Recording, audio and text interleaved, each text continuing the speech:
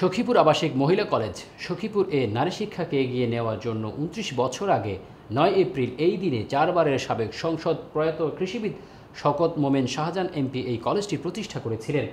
সখীপুর প্রতিনিধি টাইগার নজরুলের রিপোর্ট।